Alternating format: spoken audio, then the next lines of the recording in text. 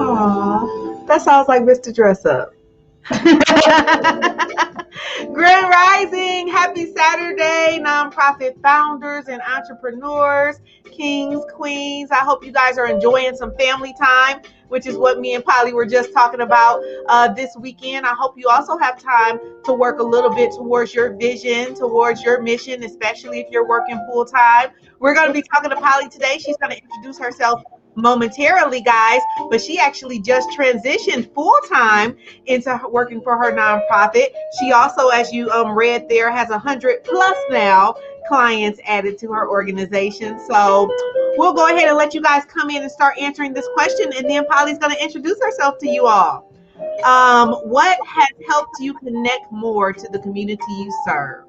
What has helped you connect more to the community you serve? Now, guys, we're going to be touching a lot on this during this interview today, because that's exactly what Polly has been doing, connecting to the community she serves, which is how she's been able to grow her clientele the way she has. But if there's something, if you have a tip, or if there's been a way that you've been able to connect to those you serve as a nonprofit organization, please let us know as well. All right. Come on in, say hello, where you're calling in from, so we can give you a shout out, your nonprofit's name, and we will dive right in.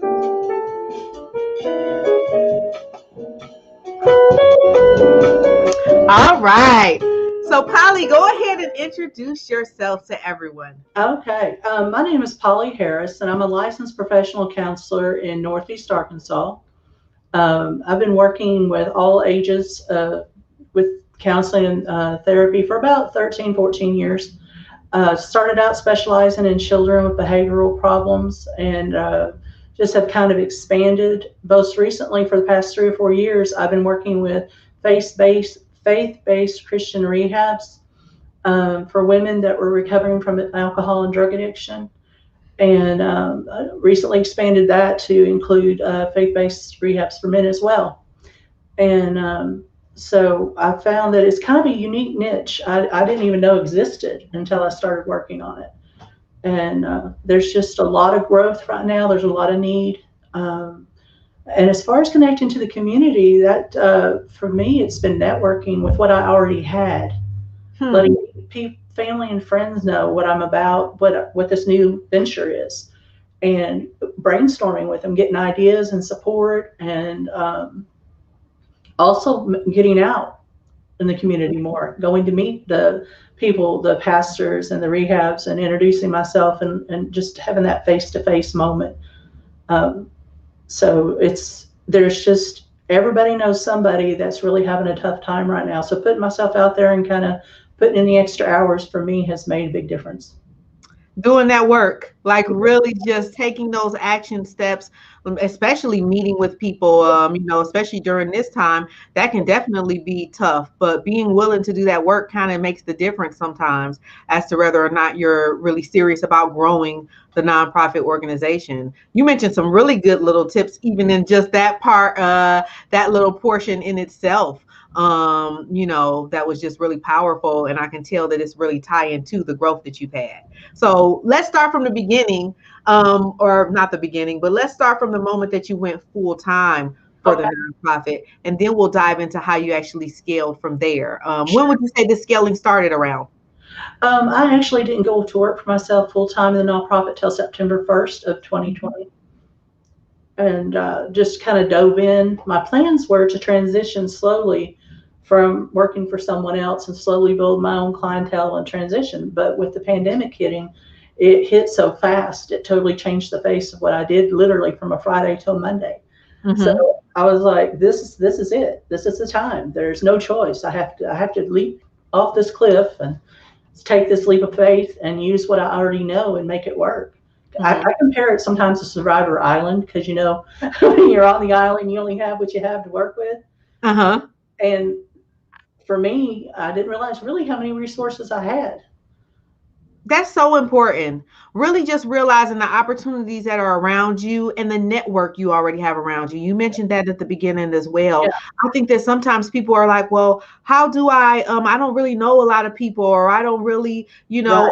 I don't really have a following. It doesn't matter how large your following or your network is. The important thing is everyone has one. Everyone at least has Exactly. linked with their family, has Right. some friends, has some, and sometimes even in small networks, you don't realize how robust your network is. Yeah, Because once you're linked with one person, it's kind of an automatic link with another group of people and another exactly. group of people. So honing in and really realizing the network that you have right around you and seeing how you can partner with them sounds like something that Absolutely. really helped you.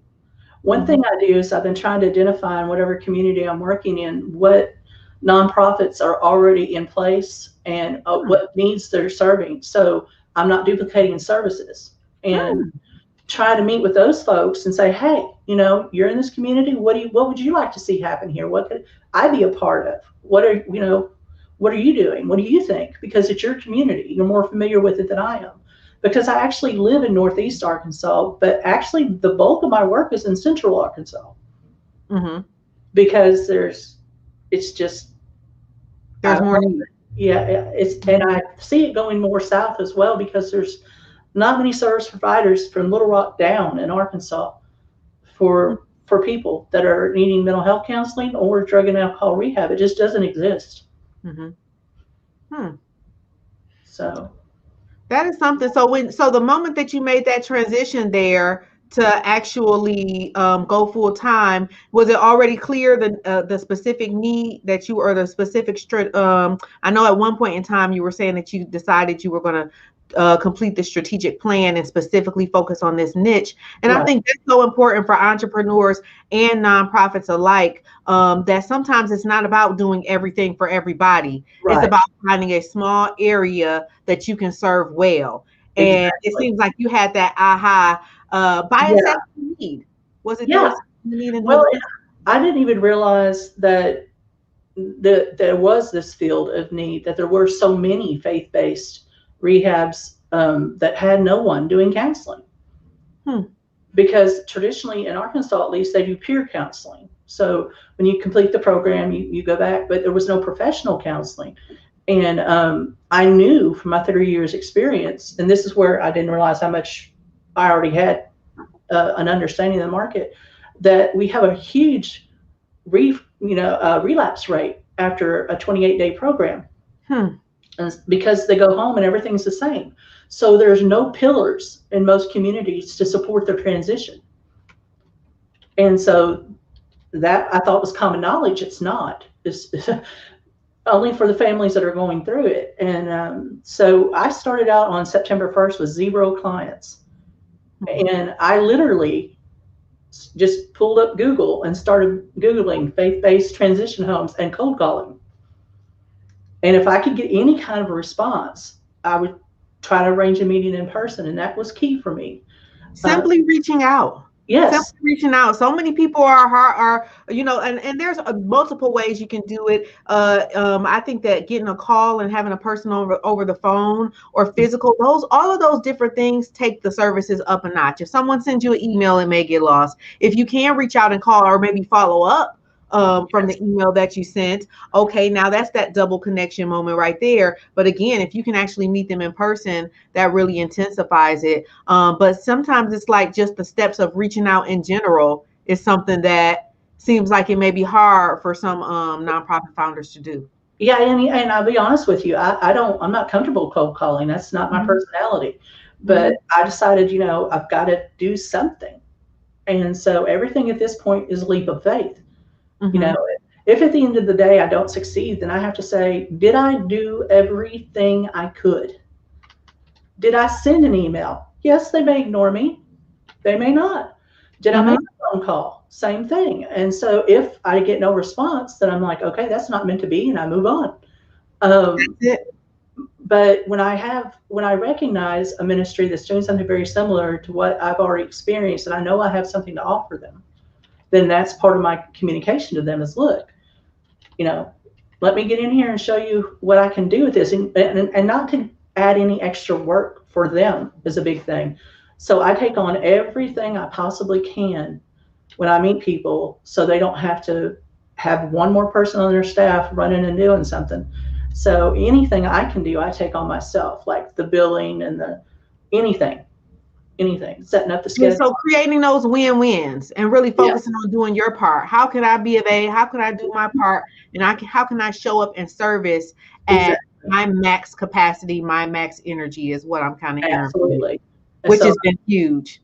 yes, I Mhm. want to be considered an asset that is problem free. That I just, I show up, I do what I'm supposed to do, and it's a benefit to the people, because that's what it's all about is trying to help people through these times for me. And it's very rewarding to see that change and that and it's not usually just the individual. I work with an individual person, but then I also end up working with their family. Mhm. And so it just grows and grows because part of the preparation for going back home is to prepare the family as well for these people to transition. So Mhm. it's just So taking, that's a whole additional area yeah, of impact that you're also creating um, yes. through And each individual you serve.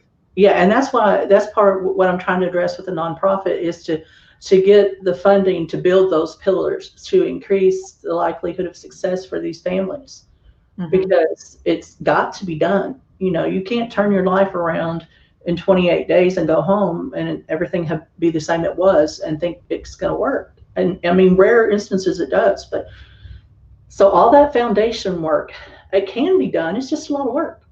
Absolutely. Absolutely. And that support is so required. And it's good that you're even addressing that area of need and thinking about, okay, what support system do they have? How I aid them to create a good foundation and create a good environment for this person that's returning as well. One of the things I noticed as well is you really seek partnerships. Instead of going for the individual client, you're looking to partner with other service facilities in the Yeah, community, which yeah, I think is huge because there's partnerships available for any niche, for any nonprofit. right, right. And that may how easy has that made, or how much do you think that that's affected, should I say, your growth? I think it's really helped me because I approach people that have the same heart and they're doing the same type of work. And the reason I want to talk to them about what I'm doing is first to let them know I exist, Mm-hmm. to collaborate with them and to learn from them. I don't come in assuming that I have all the answers and all the knowledge and this is what you need to do in your community. I come in and say, hey, how can I help? How can I be a servant? What can I do with you? Hmm. You know, Wow. and it's not all about trying to make a profit. It's community service.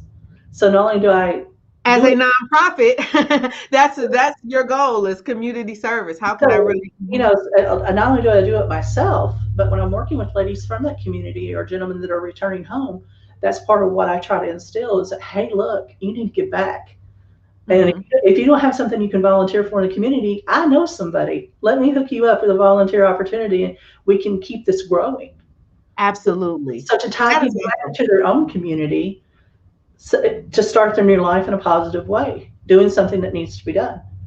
Absolutely. And your focus is service, your focus is the community, your Mhm. focus is also your passion. It's something that you're Yes, passionate about. We were yes, talking about a little bit before we started the call that you really understand what your why is. I think it's so important for nonprofit founders. yes, They understand what their why is and that they almost have to remind themselves of that why on a daily basis and focus on that as opposed to what's not going well or what they don't have or they're just starting, but focusing on the community that they've been called to serve. absolutely. And what I'm finding is that every community is different, Mm-hmm. and so to approach whoever I'm speaking to with respect, that they are the expert on their own community needs, Yeah. and to respect that and to go forward with just we do a lot of brainstorming, to be honest, and what seems to happen is when you brainstorm with people, you think of more connections, you think of more grants, Mm-hmm. you think of different ways to do things because we don't all share the same knowledge. It's like a lightning storm when you get together with other folks who are actually in the trenches doing what you're doing, Yes. as opposed to someone that's you know not. Exactly. Exactly. It's a different perspective. Yeah. It's a completely different perspective. And I think there's just such a beauty of being able to brainstorm with another organization or another individual and just have that time together. Because, first of all, I think that that's kind of a sacred space, that brainstorming space. So Yeah. if someone allows you to be able to build with them, that's one of the best ways to build relationships and really start to grow in the connections that you have as well. And So, you're right about the sacred space, because every family is its own individual. I also work with families and individuals mhm, separate than that, but everybody has their. It's very personal that they let you in their world.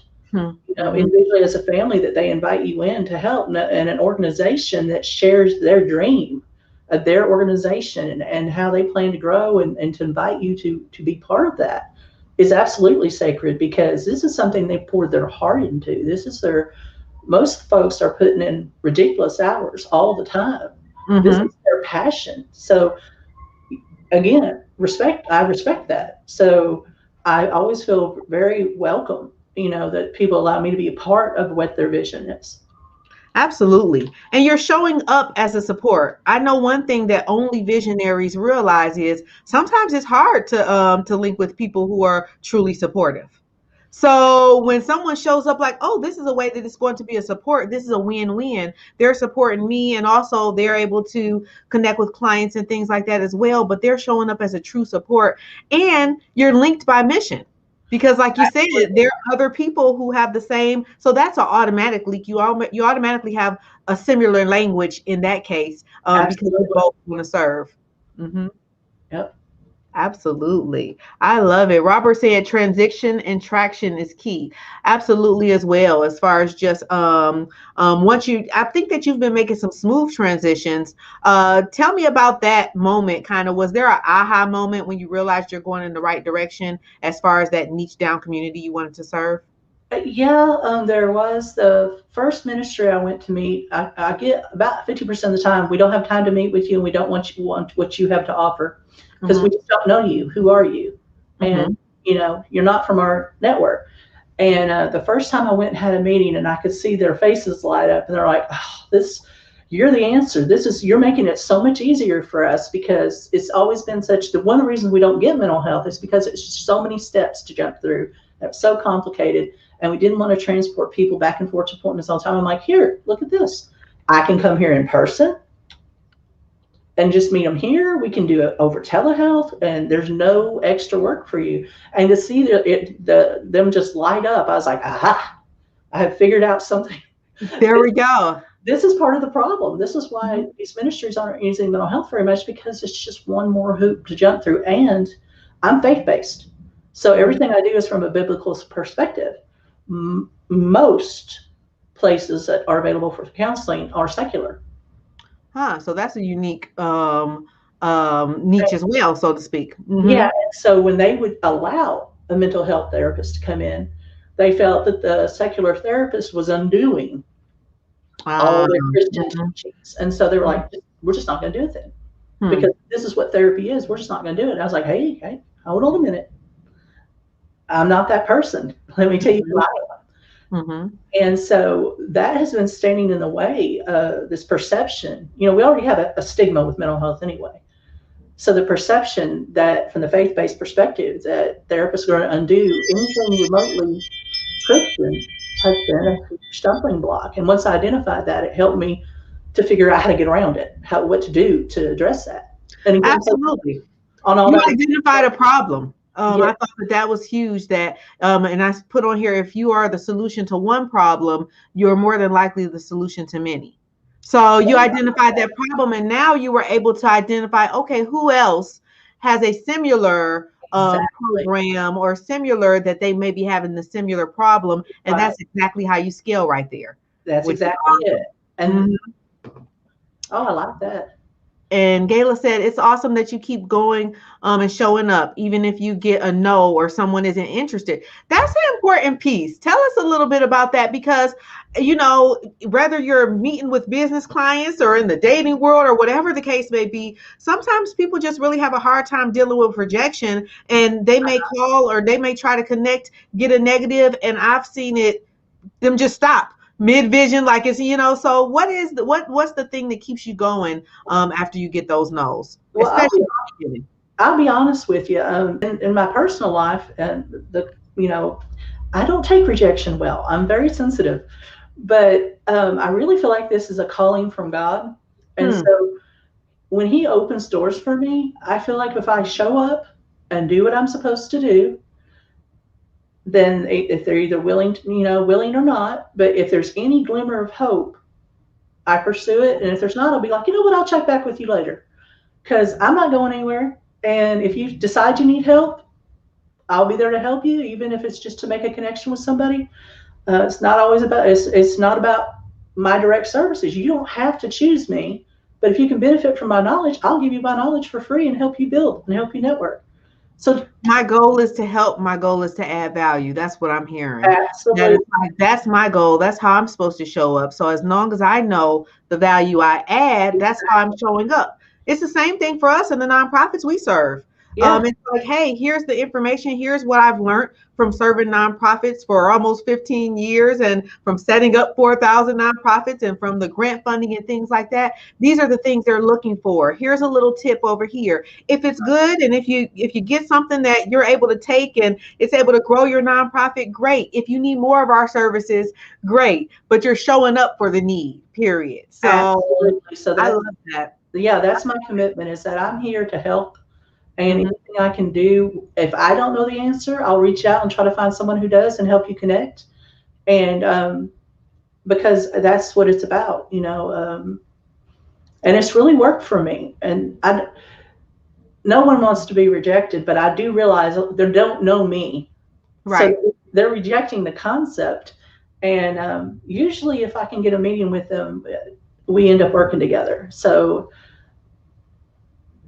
Absolutely. you And know, so just being willing to, I think I put on here, focus on your work. I know even when it comes to the entrepreneurial and the business aspect, there are business recipes that are very similar to the recipe you use for the nonprofit and going, and meeting with people individually. mhm, Business world, sometimes they'll like say you need to be making some type of online connection in your general area. There are people who have recipes like 20. You need to be at least connecting with 20 when you're first starting off and having numbers such as that. And that's your work. Your work is to just reach out and help basically 20 people that's in your community that day. That's your work and what you're supposed to be focused on, not focused. And naturally, the things will come back and people will want more of those services. Sounds like exactly. you did the same thing with Yeah. making those calls. Like, I'm going to make, did you have a number that you were going to reach out on a daily basis, or was it I just, had a grand total number of ministries that I thought I needed to be able to work with, uh, Mhm. but it just keeps I keep moving I keep moving it up because I'm like, One at a time? yeah, because I didn't know I could do this, and that these people over here weren't having anybody, and so I don't believe in making a certain amount of phone calls or whatever, because what I do is very people-y. Yeah. And so I may make a phone call and be on the phone for an hour with somebody and not know if they're going to call me back.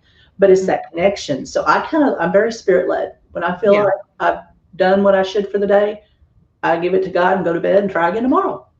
So, you know, I just wake up every morning and go, okay, I'm here. I kind of have a plan, but if that changes, that's okay. I'm breathing and we'll do whatever. But Uh, I'm flexible as well. It yeah, becomes more simple than you realize. The more you get there, you realize how simple it was, which was really just showing up fully for the day and really giving it all you have with the hours that you have. And then when it's time to cut it off, cutting it off. exactly. Because I do come to I can feel the day ending, and Mhm. I'm like, I don't have anything left to give today, so I have to put it up and try again tomorrow. Um, and that's okay, because I think you have to know when. You have to know when to say when, too. Absolutely. Uh, but That's a practice in self-care in itself. absolutely.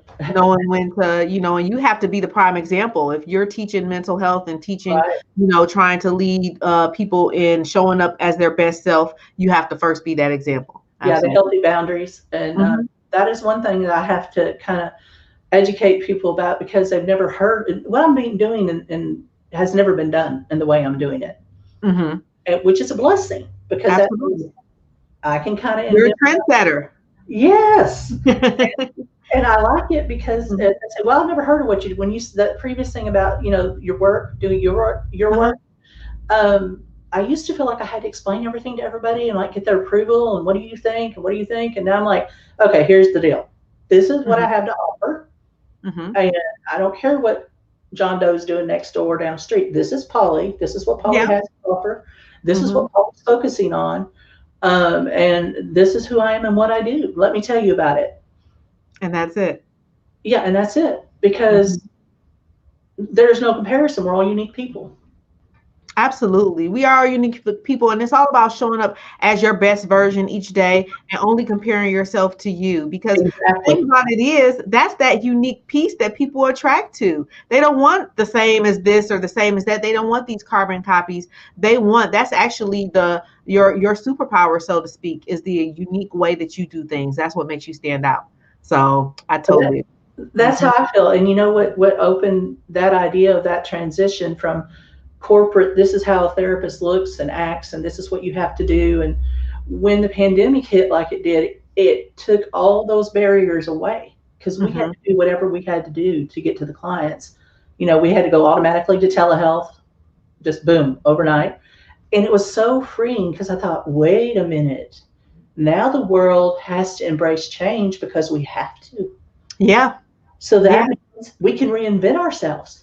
Absolutely. So here, this is a whole different business model. Whole completely different. So, That's amazing. And then we're able to see more people are coming online and showing up as their authentic selves. So we're willing to see, one of the things I've keep hearing over and over again as all of the change and all of the things that are happening in the world is representation is important. And sometimes you think of, because I remember like my first nonprofit website, I had you know how you have like the stock images on there? yeah, yeah. I had the stock images of like the professional white older nonprofit. Like that's what it looked like in my head when I first started with nonprofits. I realized how important it was to show up with the way that I show up. Because I want other little girls that look like me to say, I can show up just like this. I can do my Absolutely. work. It doesn't matter, which shell I'm in. There's no look to success. There's no look to a therapist. There's no Yeah, look to whatever I want to be. I can show up in my full self and my full authenticity. it's I so think that's so wonderful. liberating, It is. and I've really been well received because of my authenticity and Mm-hmm. just realness. Because Mm-hmm. I tell people, look, I'm just me. I have enough energy to be Polly. I don't have time to be Polly in some Yeah. corporate image. I'm not a corporate kind of person. Let me work beside you. Let's get this done.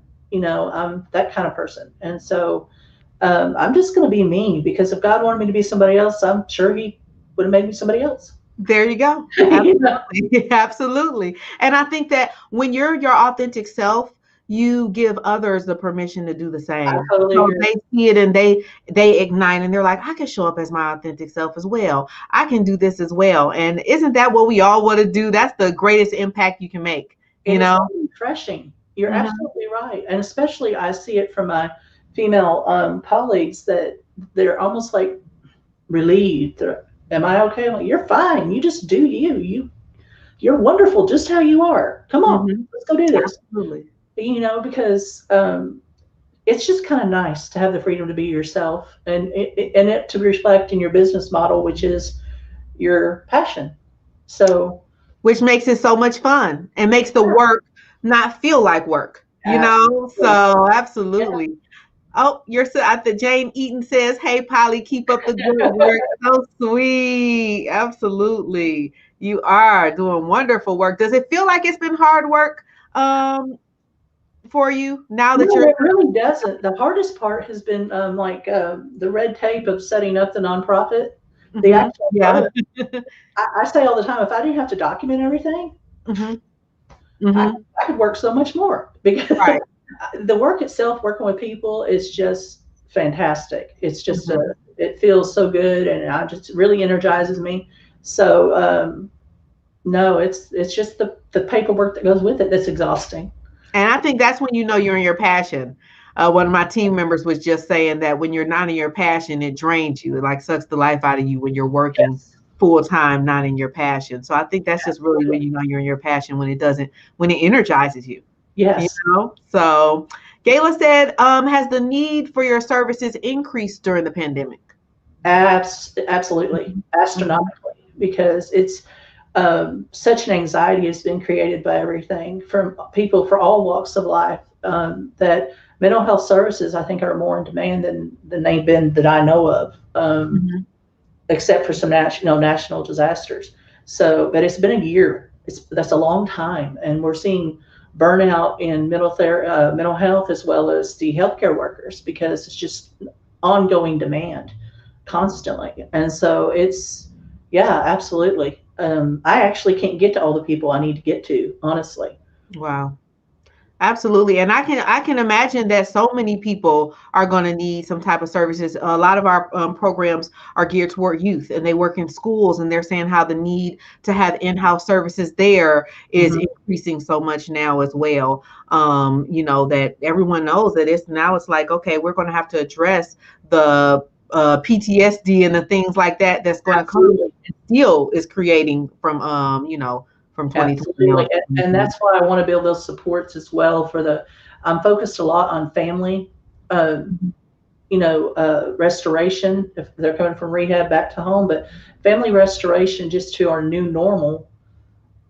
Families have had to change so much, and give families. I want to do some parenting classes and community education stuff, just where people can feel received and welcome and learn, and groups and all that kind of stuff. Just whatever I can do to support families in the community and know that, hey, we're not alone in this. We're all together. Come on, we can do this. Absolutely. You Let's know, learn to work together. It's anytime you're learning to work together, you're going to do so much more. Even as a coming from the aspect of when I was kind of a solopreneur for many many years and then finally starting to expand into a team. And it was like one of my clients said last week. She said, "You love working with people, but you got to work with people." And yeah, what you just said was, with people are going to come little differences and little, absolutely, that's just part of the process, but it's so worth it to build that community and to build that family vibe and energy around you of people supporting each other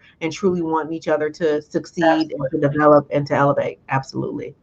Yeah, So, it's totally worth looking over the little everyday little personality glitches, whatever. Because I'm like, oh, y'all, we ain't got time for this. We got things to do. we Come on. got things to do. Exactly. That's the thing I love the most about nonprofits, is because it's mission focused. You're Yeah, focused on the mission. Like, okay, even if things do get a little off, okay, let's remember what our mission is. Okay, our mission is this. exactly.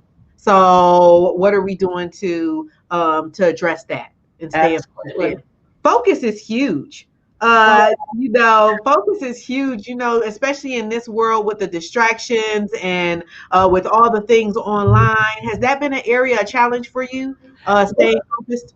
it kind of has, because so many different parts of the nonprofit are growing at the same time. Mm-hmm. And I don't have everything online that I want to yet, but I'm having to focus just on the therapy for now, because it's what I can do Mm-hmm. until I get grants in to open the other programs. But I had information coming in about all these different things that I could be doing Uh-huh. to get the other programs open, and people have good information, and I'm being have people volunteer to help me do things. And Awesome. so it's going to be I have a little bit of time juggling. I got to bring in a volunteer to train the volunteer, but I got to train myself. So yeah, it's a lot going on. So I Mm-hmm. think for me, one of the big things is going to be getting the right people to do the right jobs Yeah. that have the same vision that I do, and hit the ground running. And because the work is there, the work is Mm-hmm. there to be done. And so yeah, it's easy, because my main focus right now is therapy, and that has to be done very consistently. And you know, and I'm like, okay, now I got to put that away and let me get to work on the On nonprofit. the next thing, one thing at a time. That's what I'm hearing from you, is just that focusing on that one step, whatever your primary thing. That's a good primary thing to focus on, because that's your service, Yes, So that is the priority. And then when it's time to put that down, okay, now how do we build these things and how do we, and it's a slow progression, what do they say? Rome wasn't built in a day or whatnot. Exactly. It's a slow progression. You take little bricks and put little bricks together. And of course, you guys know one of my favorite mantras is I'm in the right place at the right time. Even my delays are divine. If it was supposed to all be done right now, it would be done all right now. You just take those one steps at a time. Absolutely. Yeah. Tell us a little bit about the program you were speaking of that your organization is currently raising funds for. Guys, we're going to have Polly's information in the description as well as in the comments. If you want to find out more about her organization, find out how you can donate, or if you may be in the area. What area do you serve again, Polly? I serve Northeast Arkansas down to Little Rock right now, but I'm going to expand all the way down to the bottom of the state. Okay, awesome. So guys, if you want to connect more with her links are going to be in the description, but they're actually specifically raising funds for dental care, correct? Yes, dental care, because a lot of the folks that I work with Arkansas insurance doesn't cover dental care. And so if you have dental work that needs to be done, you're just kind of out of luck. And, having your mouth with, sores and no teeth, it affects your whole health. Absolutely. And so we have people that enter, let's say, a 1-year rehab program, and they get antibiotics to cure the infection. They can maybe pull a couple teeth, but they can't go further than that till they're when they get out a year later for somebody else. So we really have a huge need for funds for dental work and dentures and the medications that they need for that. We also need funding for glasses. Insurance also does not cover eye checkups, eye exams, or glasses.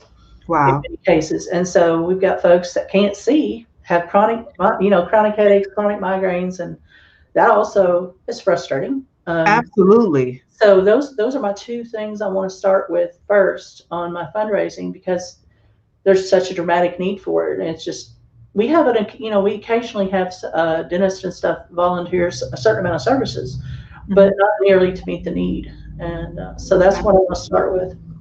And if you've ever had a toothache and couldn't get to, or even things with your vision, I know I wear glasses. I can't imagine. I can't imagine how that will affect your mental health on a daily basis if you're in some type of pain or in some type of strain. And I love that you look at your services from a holistic approach. That yes, it's this is the situation, but these are all things that are affecting it as well. And how can we help with the family foundation and resources? How can we help with the dental as well, and with the vision and all of the things that are all kind of working together to put the client in their position that they're in right now? Absolutely. I call it, I do the body, mind, and spirit, because if you mind and spirit. So if you have the balance right, then you have a chance. But if you're always ill and you can't see, you're not going to do as well. None of us are. None of us are. Absolutely. That is so wonderful. And it has been so good having you today, guys. One of the things I love about your services is that it's mentorship based as well. I feel so strongly and passionate about mentors. Specifically when you can get like a one-on-one mentorship in anything. Like you were just saying, the reason why you're creating these connections and you're reaching out into the community is to find out how you guys can start brainstorming and building together.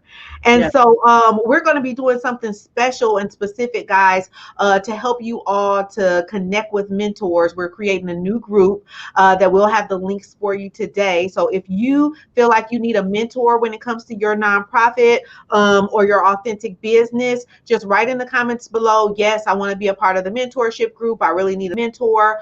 Or if you want to be a mentor, put that in the comments below. You can also respond to the last newsletter we sent out. If you're not on our newsletter list, it's clarkandclark.org. And you can go in and join the newsletter. And also, guys, this coming week in our nonprofit group, we're going to be discussing funding opportunities that are available right now. A lot of funding is coming out right now, guys, specifically when it comes to minorities and women. There's a lot of funding that's just being developed because we're wanting to rebuild our community right now. We're trying to do the rebuild phase. So like Polly was saying, the need is there. So if you're actually able to show up and able to impact the need, the funding is there as well. So we're going to be talking about that inside of our group. And again, you can find that information on our website as well. Anything that you wanted to share before we go, Polly? I just want to thank you for taking time to let me be on your show, and I really enjoy talking with you. And I just think it's a awesome opportunity to get things moving and keep working toward the goals. Absolutely. And I've really enjoyed serving your organization as well. And I'm so excited about your growth. And I can tell that it's just going to be a continued growth. We're definitely going to have Polly back on in the future. And Colleen, thank you. Hello, how are you? She said, yes, she definitely wants to participate in the mentorship program, guys. So if you're watching this via recording, you can still just say, yes, I want to participate below. And we'll make sure that we get you a link to that group that we're so excited about. Thanks again, Polly, for joining us. Thank you. All right. We will see you all in the next live next week at 11. Or if you're in the group, we will see you this Wednesday at 1 p.m. EST. Have a wonderful Saturday, guys. Make sure you're out there creating those win-wins. Also, take some time for self-care, guys. Take some time for self-care and spending some time with your family and cut everything off when you are doing that. Make sure you're 100% there. All right. See you all in the next live.